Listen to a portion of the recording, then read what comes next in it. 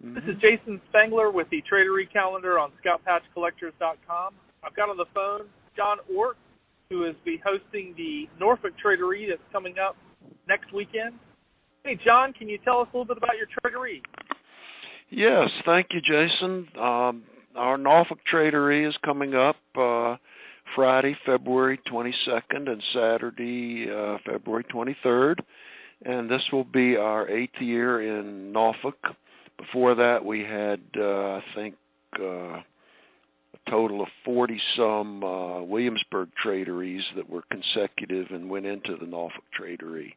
So we're very experienced at Trade-O-Rees, and we're very happy to hold them and hope the people enjoy them, and I think they have so far, and I think they will in the future. Tell everyone about the venue, John, and some of the details about when it starts and that kind of stuff.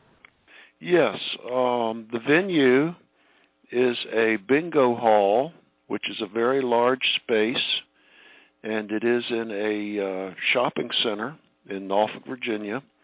It's at 5957 East Virginia Beach Boulevard in Norfolk, Virginia. And we've been there, like I said, 8 years.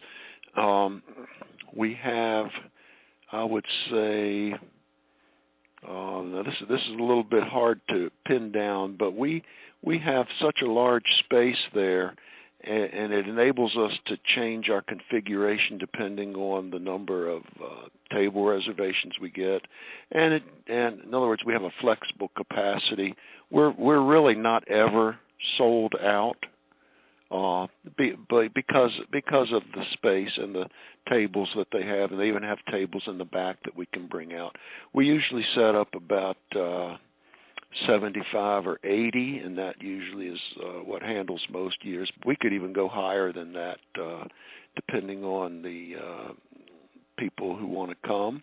Or we can make it less than that and still fill up the space and have good aisle space and good room for everybody.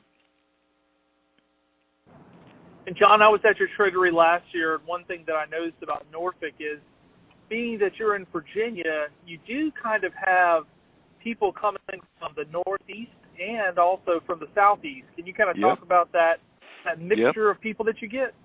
Yes. We're kind of in the mid-Atlantic, right in the middle. So, like you said, we can get people from, and we do get people from Pennsylvania, New Jersey, Delaware, Maryland, of course, Washington, D.C. area, and then Virginia, and on down to the south, the Carolinas, and even Florida, a couple guys from Florida most years. So I would say we're mid-Atlantic, and we're definitely east of the Mississippi, but pretty good mix of attendees. So we're very lucky in that regard. Yes, thank you. And if someone was interested in getting a table, what are your table fees? Our table fees are $25 per table, and the tables themselves are bingo tables because we're in a bingo hall. And what that means is not only are they 8 feet long, but they're wider than normal because people play bingo on them and they sit across from each other. So I don't know the exact dimensions, but they are wider than your typical 8-foot standard table too, and we can set them up, and they're in good shape. We don't need any covers, or nobody needs to bring any table covers or anything like that because they're in great shape. And let's see, what else was I going to say about the venue? Oh, the venue has its own food service there, which we will partake of.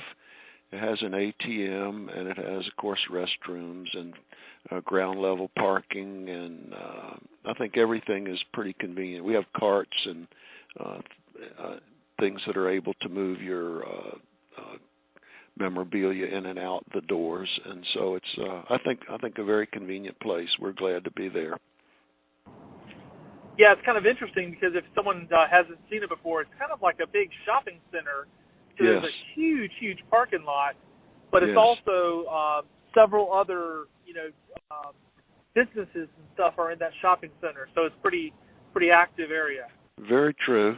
It's active. It's very close to an Ollie's and very close to other businesses, credit union, and a restaurant down on the other end of the shopping center, which we usually partake of at the end of the Trade-O-Ree, which is very nice.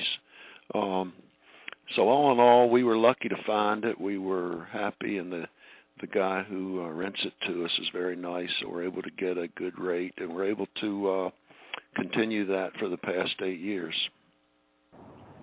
And as far as Trade-O-Rees in Virginia, I know you guys have, like you said, going back like 4 decades now. It's a long tradition of the old Williamsburg and now the Norfolk Trade-O-Ree. Right. Are there many other Trade-O-Rees in Virginia, or are you guys kind of it now? Well, there have been some in the past, as you know.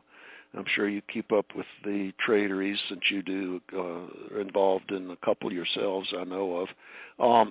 I think most of them have dropped out.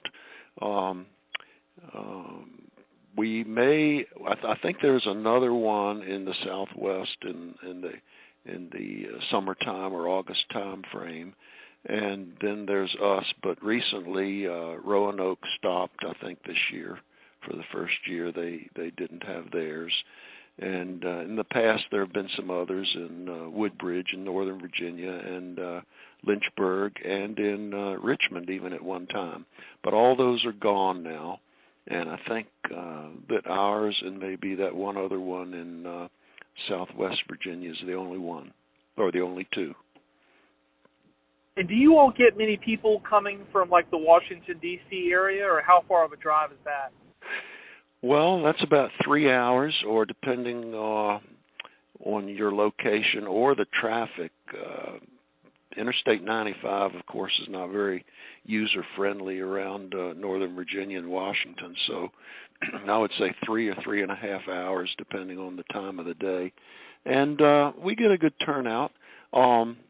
Sometimes, and I think this particular weekend, they have their University of Scouting at National Capital Area, so we don't get everybody that we would like this year, but I've noticed we have several that are coming in for Friday, even though they have to get back on Saturday for the University of Scouting. They're still able to come down here for Friday, so we're glad they are able to do that, and that'll be fun, and it's a good time, and I think they enjoy it, and we enjoy them being here.